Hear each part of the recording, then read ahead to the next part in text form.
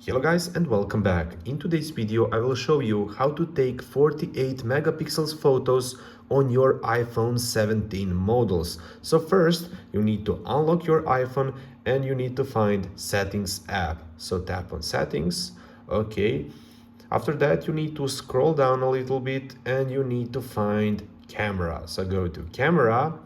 And after that, as you can see, there are a lot of options over here. But what we need to find is formats. So go to formats over here, click on formats, and after that, go to photo capture.